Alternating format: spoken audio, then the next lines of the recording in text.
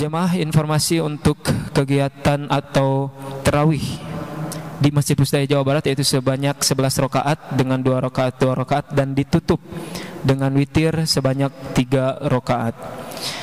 Informasi yang terakhir untuk pengisi tarawih Pusdai atau penceramah tarawih pada kesempatan kali ini yaitu Bapak Dr. Kiai Haji Sukriyadi Sambas MSI. Beliau adalah Ketua Badan Wakaf Indonesia atau BWI Jawa Barat dengan tema Kiat Menghindarkan Diri dari Sombong. Kemudian untuk Imam Tarawih yaitu bersama Al-Ustadz Dayat Hidayat Ansori. Jemaah yang dimuliakan Allah Subhanahu wa taala, untuk informasinya cukup sekian, kurang lebihnya mohon maaf. Wabillahi taufik wal hidayah. Wassalamualaikum warahmatullahi wabarakatuh. Baik, untuk selanjutnya kita akan mendengarkan tausiah dari Dr. Kiai Haji Sukriyadi Sambas MSI. Kepada beliau kami persilakan.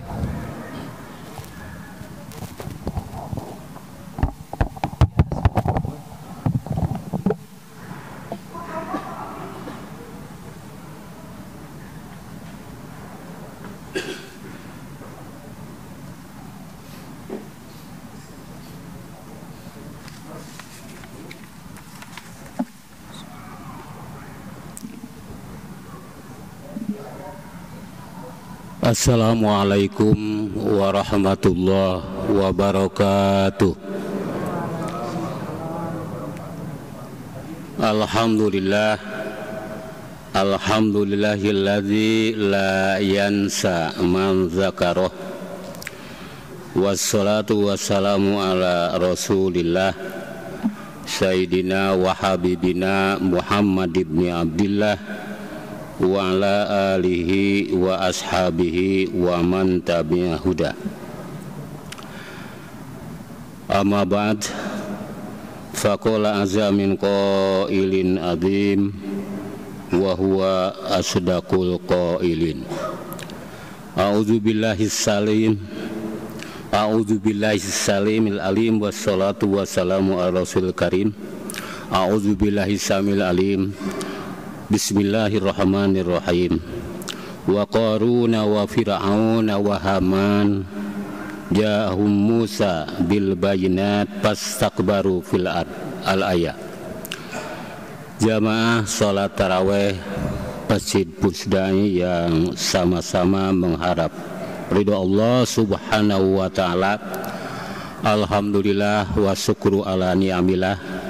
Ungkapan yang paling indah kita persembahkan kepada Allah yang Maha Kuasa, yang telah menganugerahkan segala nikmat lahir dan batin berupa kesehatan jasadiah dan ruhaniah, yang pada malam ini masih berkesempatan untuk didaya gunakan untuk bakti dan bukti iman takwa kepada Allah Subhanahu wa taala.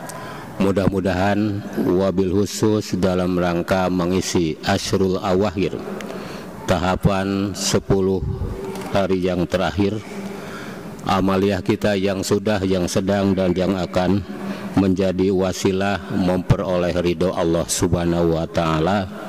Dan dengan wasilah ridho Allah Subhanahu wa taala itu tujuan utama, tujuan yang sama, tujuan yang pertama yaitu kebahagiaan, keselamatan, kesejahteraan hakiki kita semua akan tercapai. Amin ya Allah ya rabbal alamin. Jami habikullah. Ibadah yang kita lakukan adalah sebagai pernyataan di mana kita sebagai hamba Allah yang secara hakiki kita tidak bisa memberikan manfaat dan tidak bisa memberikan madarat. Kemudian apa yang kita klaim, kita aku sebagai kekuatan, itu adalah hanya sebagai daya ikhtiar yang pada tingkat maha pengadanya adalah diadakan oleh Allah Subhanahu wa ta'ala. Oleh karena itu ketika kita punya perasaan kemudian perasaan itu diekspresikan dalam bentuk ucapan dan perbuatan berupa penampakan ketidaktawaduan kepada Allah, ketidakrendah hati kepada Yang Maha Kuasa, maka menurut Al-Quran itu disebut sebagai perbuatan kibir atau takabur. Jamahukumullah, takabur atau sombong adalah sebagai dosa yang pertama dilakukan oleh makhluk Allah Subhanahu wa Ta'ala, yaitu yang bernama awalnya Izazil kemudian menjadi iblis.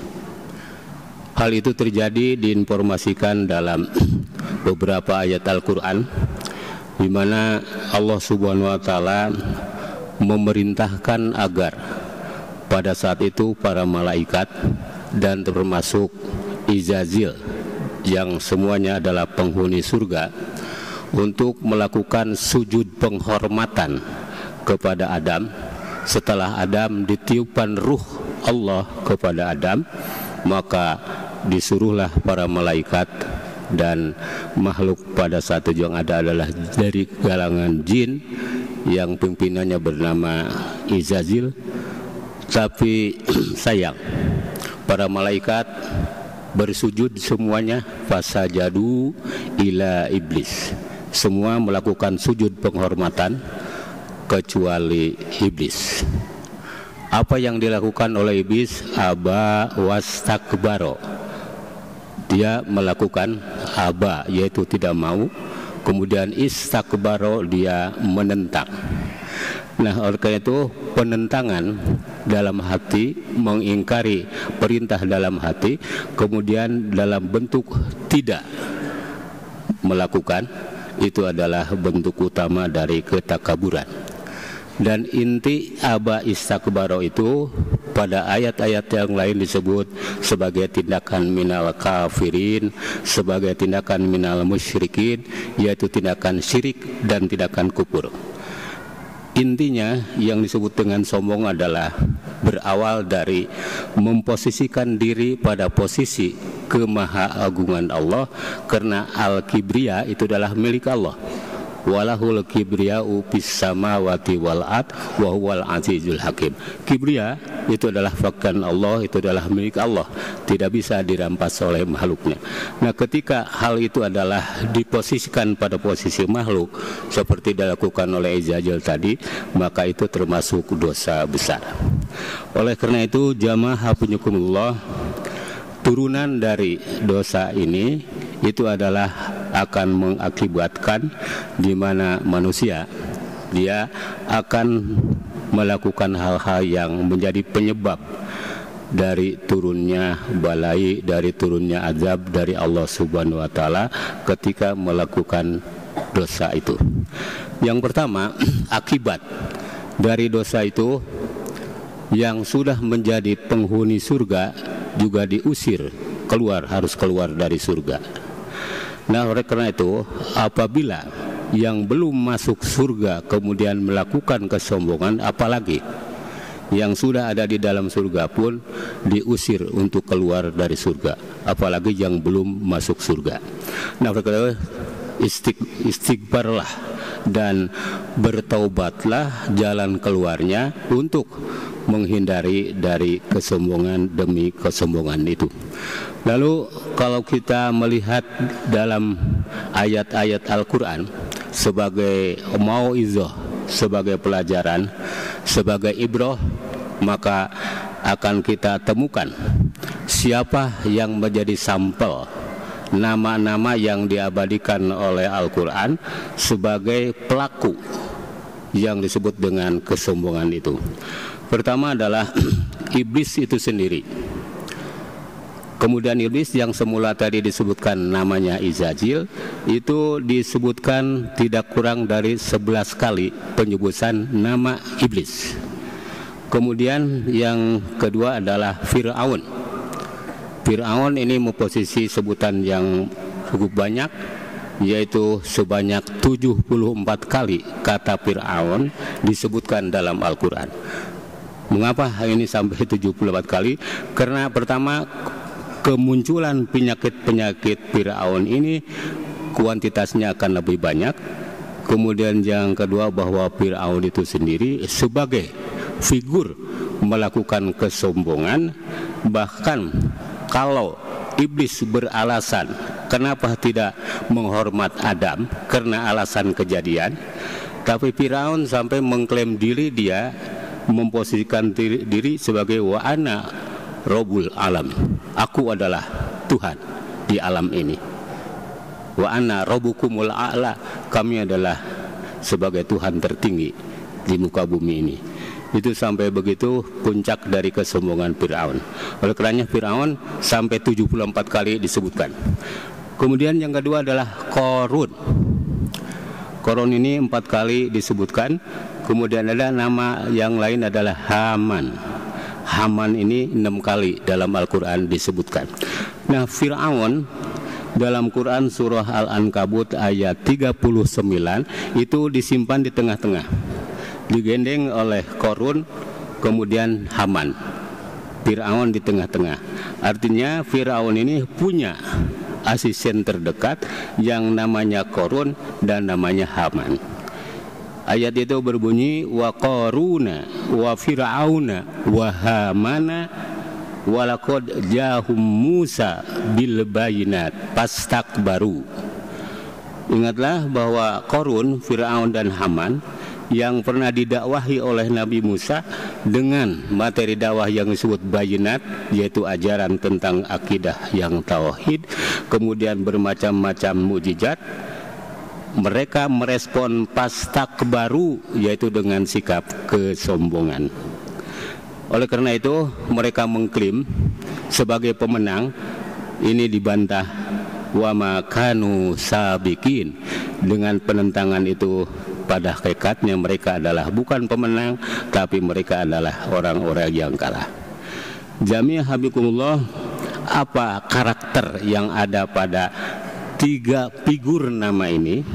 Pertama Qarun, ini sebagai simbol, sebagai konglomerat pada saat itu. Kemudian Haman adalah sebagai orang-orang intelektual, yang intelektualnya itu sendiri digunakan untuk kejahatan, yaitu untuk mendukung Fir'aun.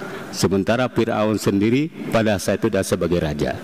Nah, ini yang 3 ini berhadapan dengan satu orang yang namanya Nabi Musa, yang senjatanya al-bayinat. Nah, kemudian apa Qarun itu? Qarun adalah sebagai orang yang kaya. Nah, dengan kekayaannya itu dia sombong. Nah, oleh karena itu ketika orang kaya kemudian kekayaannya menjadi kesombongan, ini adalah penyakit Qarun. Kemudian ketika memperoleh jabatan, lalu jabatannya itu tidak digunakan untuk melindungi rakyatnya, ini sebagai Fir'aun. Kemudian Haman adalah sebagai orang intelektual yang keilmuannya dilacurkan untuk kepentingan Fir'aun. Nah, nanti ini adalah sebagai tindakan-tindakan dosa yang pada ayat itu langsung Allah Subhanahu wa Ta'ala memberikan penjelasan di bagaimanakan akibat hidup mereka itu. Fakullan, masing-masing Qarun, Fir'aun dan Haman, akhazna bizanbihi, kami siksa dengan dosa ketakaburannya itu. Faminhum man arsalna alaihi hasiba, ada yang siksanya itu berupa hasiba, yaitu dituruni hujan batu. Wa minhum man akhadzat husaiha, ada yang disiksa dengan suara yang keras seperti suara petir yang keras, suaranya berlipat ganda. Kemudian wa minhum man khasafna bihil ardo, dan ada yang dia diamblaskan. Ya ardublai, wahai bumi telanlah. Ini untuk Qarun. Jadi Qarun ditenggelamkan ke bumi. Kemudian Haman, yaitu dia dengan suara yang keras itu, dan hasiba. Kemudian wa minhum man agrokna, kelompok yang kemudian ditenggelamkan di laut, yaitu adalah Fir'aun dan bala-balanya itu sendiri. Nah, kemudian muncul pertanyaan, tindakan yang dilakukan oleh Qarun, Fir'aun dan Haman itu apakah tindakan kezaliman atau bukan? Jawabannya adalah iya, sebagai tindakan kezaliman. Jadi kezaliman yang utama adalah inna syirka la zulmun adzim, bahwa memposisikan posisi diri pada posisi ketuhanan, posisi Allah adalah sebagai puncak kezaliman. Nah, mereka menuduh bahwa Tuhan itu buat zalim kepada Qarun, kepada Firaun dan kepada Haman, dibantah. Walakin kanu anfusahum yadzlimun, yaitu mereka adalah menjolimi diri sendiri dengan tidak menempatkan posisi kemakhlukan, dia menempatkannya pada posisi kholik, yaitu menerapkan sifat kesombongan. Nah, oleh karena itu, dengan rasa lapar, rasa dahaga dan kepedulian sosial kita melalui ibadah saum ini, mudah-mudahan merupakan bagian dari cara kita supaya tidak terkena dengan penyakit yang disebut dengan sombong. Karena orang sombong adalah dia tidak akan dicintai orang, yang kemudian juga yang paling mendasar adalah akan dibenci dan tidak dicintai oleh Allah Subhanahu wa ta'ala. Nah, mudah-mudahan kita semua dengan amaliyah yang menurut apa adanya kemampuan kita masing-masing, Allah Subhanahu wa ta'ala melimpah ruahkan maghfirah, hidayah, inayahnya untuk menjadi wasilah sebagai alat untuk memperoleh ridhonya. Amin ya Allah ya rabbal alamin. Sekian dan demikian, mudah-mudahan kita terhindar dari sikap dan perilaku kesombongan sebagai tindakan yang akan menjadi penyebab murkanya Allah Subhanahu wa ta'ala. Dan dengan murka Allah, naudzubillah min dzalik, kita akan celaka dunia akhirat. Wallahul muwaffiq ila aqwamit thoriq. Wassalamualaikum warahmatullahi wabarakatuh.